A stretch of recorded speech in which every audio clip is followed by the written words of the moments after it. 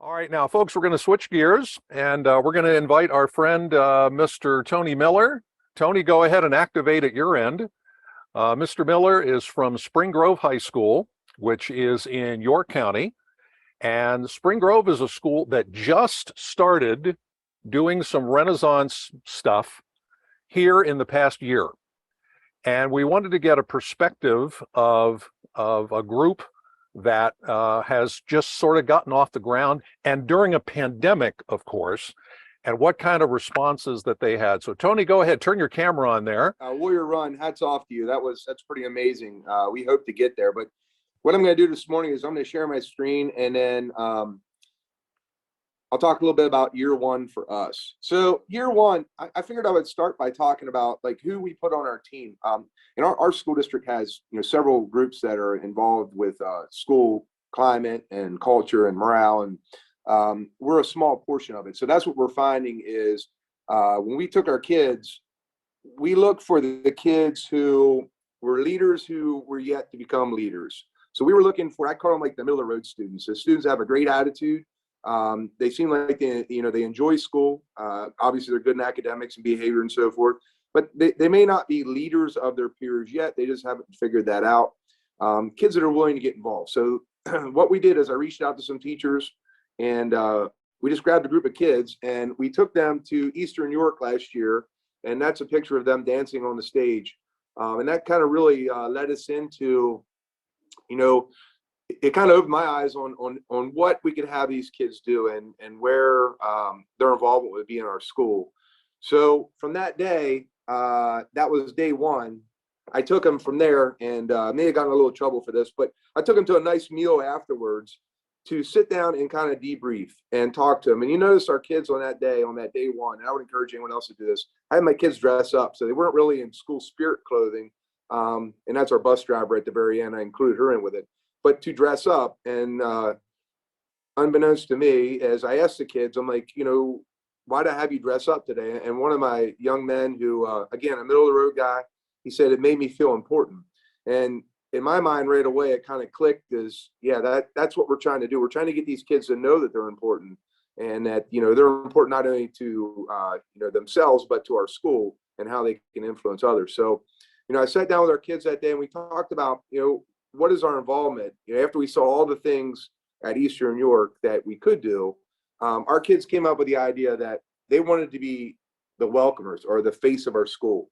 This was written by one of my students when he came back, and he started off within a week, he had a mission statement to me, and some things that really caught my eye. He wants a more respectful and a fun place for learning. He wants a place where all the students can come to school and say, I'm proud to be a Rocket, you see at the end. And, I think that was the whole Renaissance mission that day, was to inspire these kids to make change and make your schools that exciting place for everyone to be. And, looking at what Warrior Run just presented, the data supports, once you do that, the other things will come. So this was from him. And, he came back and he presented that to a group of 10 students. So that's what we had to begin with. We picked 10, 5 boys and 5 girls. And we started from then trying to figure out, okay, well, what do we want to do? And they said, we want to welcome. So my AV crew, you can see that was our first morning high five within about 2 weeks of coming home. The kids did that. So we had some music outside. We had, strobe lights and smoke machines. And to say that our kids walking in were in shock. They didn't know what they were walking into, but I can tell you there were smiles on faces everywhere. And kids were that high five, that morning high five. And I know those of you who have done this program have seen this, was incredible just to break the ice that morning. They're coming in, it's still a little dark out, but what's going on in school? So our building actually has 2 entrances. This is where our upper class were coming in from our back parking lot. Same thing was happening on the front as kids got off the bus. Our Renaissance students were out there, doing high fives. So that's continued. We've done morning high fives. We try to do it at least once a month, sometimes with a different theme. And, what I've found is it's now starting to lead into other groups. So for example, our student council did a morning high five right before the holiday break and gave out candy canes. So, the same concept is bridging over. In the fall, we had our girls volleyball team was last year were the state champs. To start the fall season out, they were involved in the morning high five. So we had members of the girls volleyball team that were out there doing that. So other groups have started to get involved and see the impact of doing such an idea. So that was our initial go. And again, we've kept this up and we've tried to continue to do it. Our audiovisual or AVJ team has been very helpful in providing, sound and lights and all that stuff with some coordination. So that was our first start. The other thing that we did last year is our kids kind of revitalized our club program. So, and they're thinking we're, welcoming kids, making a fun place to be, is getting kids involved. So here's some kids in our fly tying class.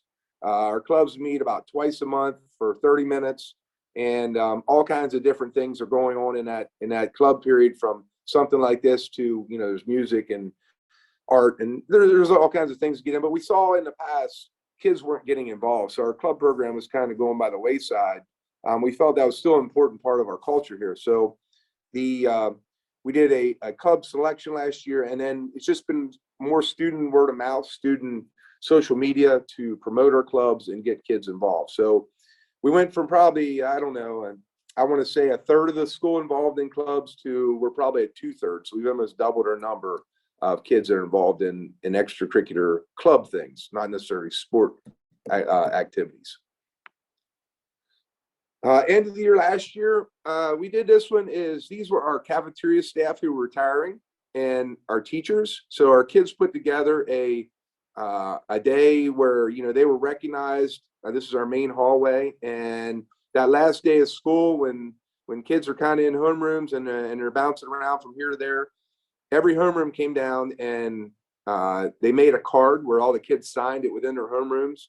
Our high school, we're in South Central Pennsylvania. I guess I should have told you that. 9 through 12, we have about 1,300 students at our school. So, they got well wishes from about 1,000 kids on that day in some form of card. And our cafeteria staff, that was a pretty big deal to them, as well as there were secretarial staff on there as well, and teachers. So to recognize the years of service and what they've done for them. So a really nice thing that our kids help facilitate.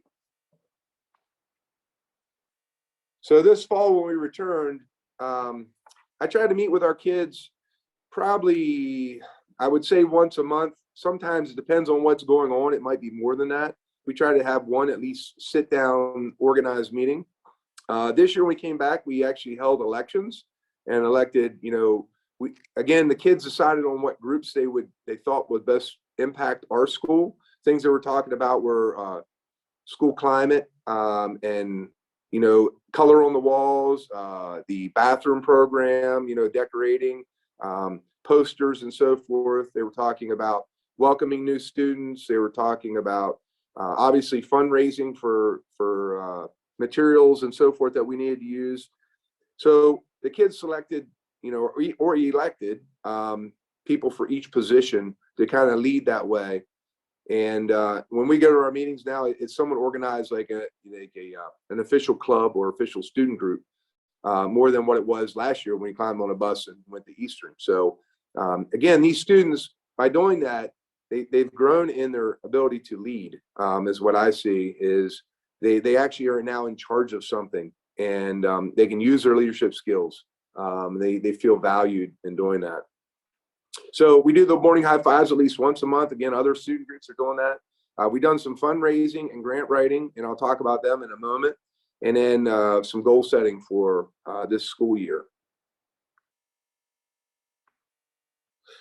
So this is our big thing, and I actually have a student doing this today. Our students felt that when students move in, they usually get a student from our school. The prior practice was that would take them around first thing in the morning or the day before and show them where their classes were. And sort of the next day when they come in, it's our first day, off you go. And our kids really felt that this was an important thing for us to tackle, is really getting that student to feel comfortable here and to see what a great school we have. So I didn't put the whole thing in there. You can see just the beginning. What we did is we kind of trained our students a little bit. Our students are part of our Renaissance group to, this is how you greet someone. This is what you want to do. This is how you make contact, all those little things. And then what they'll do that morning is they'll meet first thing in the morning. Our school day starts at 7:20. That's when kids are getting off the bus. They'll meet with a new student. Today, it's like I said, there's a student that just came in, introduce themselves with their counselor, and they'll get a copy of their schedule. So with that in mind, we had the kids now, they take them, our cafeteria is open in the morning, and the IEC is our integrated arts center. It's kind of a coffee bar, to make it simple. So they can take them to either place, and we have some funding that they'll buy them breakfast, and they'll sit down and they'll take a few minutes to really get to know the student, get to know their history, where they come from, anything they want to talk about, any questions they have about Spring Grove. They'll even talk about, hey, here's things to do. Here's how you get involved. Here's the people you connect with. And then they'll take them to each class, and they'll introduce them to the teacher, find their seat, and get them sitting down in their classroom before they go on to their next class. At the end of the period, they'll come back early, pick that student up, walk them to their next period, and have a discussion about, hey, is there anything I can help you with? What did you think? I know this teacher, could even be things on, if you need assistance with the class, you think it's going to be hard, we can connect you with our tutoring group, so forth. So the goal is to get to know the student. And so cool thing. So the first time we did it, I had two boys that did it. I had two brothers that moved in. So I got two of my guys to meet with them, and they took them around and got to know them throughout the day, and even to lunch, where, they took them to lunch, and they have a pass, again, like I said, so they can actually cut them in line with someone they may know. So I can only imagine being a new student and walking into a cafeteria like ours where there's 300-400 kids in there and not knowing anyone. So again, trying to connect them to help them feel comfortable on that day one. But what really it got me was one of our students, he took them down to our phys ed program, and our students were gym uniforms. And not only did he help them get a uniform, he bought it for them. Now I gave him his money back, but I was impressed with the fact that he wanted to have that student feel so comfortable on day one that I'm going to take care of this for you. And this isn't a student that, money's falling out of his pocket. This is a student that went out of his way to make someone else feel comfortable. So I think that's what we were looking for when we started talking about our welcoming program.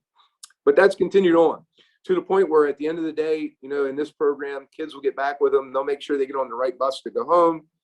They'll have a discussion with them. And from what the kids are getting back to me, the feedback I get, there's a lot of, they give out their Instagram page and whatever else. So they kind of are keeping contact with these kids. So we're making an instant connection with new students by this program. So our counselors were super excited about this. Our administrators were super excited about this. And I think most importantly, our kids were super excited about it. And I'm hoping that students that come here feel truly welcomed on that day one. So that's been our initial start of this school year. We took our kids, we wrote a grant, and we took them to a high adventure class, a high adventure park called Genesee Valley in Maryland. And we took our group of 10 kids, and we actually added 2 kids to this group and took them along. So we grew to 12 because we felt that communication and leadership aspect, we could help develop that with that. So here's one of our students doing a low obstacle there. But, we noticed on that day, the kids had time to discuss and talk about, how they can impact others, and then, really develop those leadership skills that we were trying to look for and bring those out. Most recently, right before the holiday, our kindergarten class, the class of 2035, we called it the Holiday Spectacular. And I know that many of you, your schools are all decorated through the holidays, and we felt that maybe we could share some of that. So we did some things with our other student groups. So on the left there, you'll see that is our athletic leaders group. So we do something with juniors where we talk about athletic leadership. And on the right there, we have a nutrition council who advises on cafeteria and student foods and selection and all kinds of different things. So what they did is they reached out to 6 different groups, and they had our kindergartners were bussed over, and it was actually Polar Express Day for them. So they're all in their pajamas. They were bussed over to the high school, and we ran about an hour and a half of stops where they went around to the point where we even had a Santa Claus and Mrs. Santa Claus here who they got to greet with them. And the feedback from that was incredible. And I think the feedback from the students was great, but I was impressed too by the feedback from the faculty. So the faculty that were involved in it were just ecstatic, high school and elementary, kindergarten level, that, the smiles on those kids' faces. And, it was I had one student tell me, he said, I wasn't even really in the Christmas mood until we did this. So that was a pretty big impact. Took a little organization to get everyone here and get it done. But again, it was an awesome day for all the kids and the adults.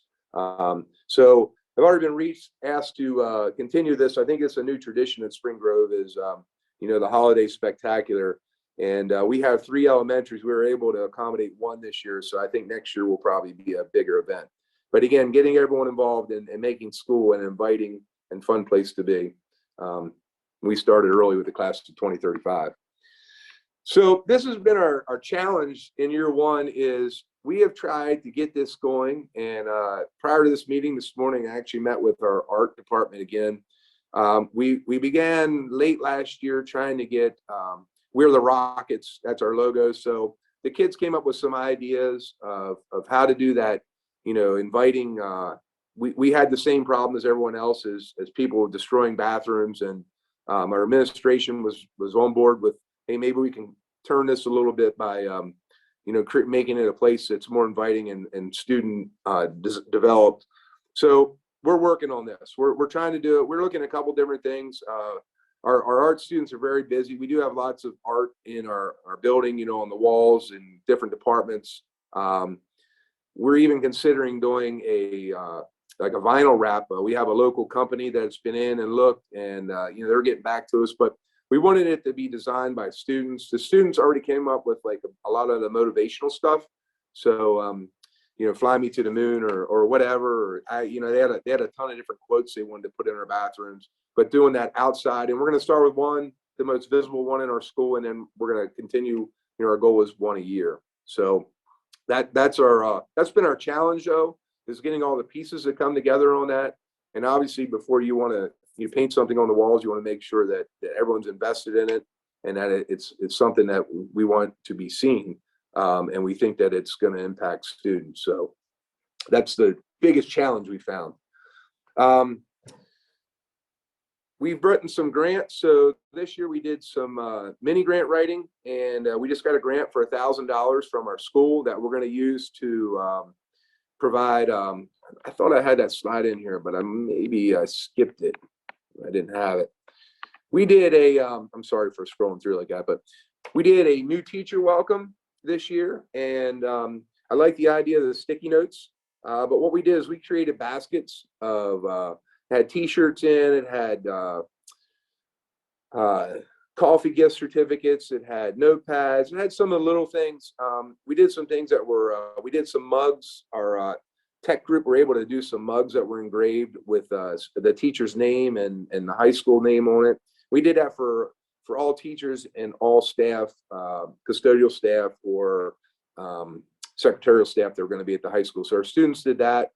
Over the summer, they put that together, and we're doing the same thing for our new students. So that's where some of our grant money is going to go, as in those types of things. So next up, I guess that's where we're at. If you have questions on that first year start, again, our probably the hardest thing I think that I've found is the difficulty in getting students meeting once a month. That's probably been the hardest part, without pulling them out of class. But we've overcome that, and we think some great things have happened. All right, Tony, appreciate, boy, that's a lot of stuff for 1 year. Wow, that's awesome.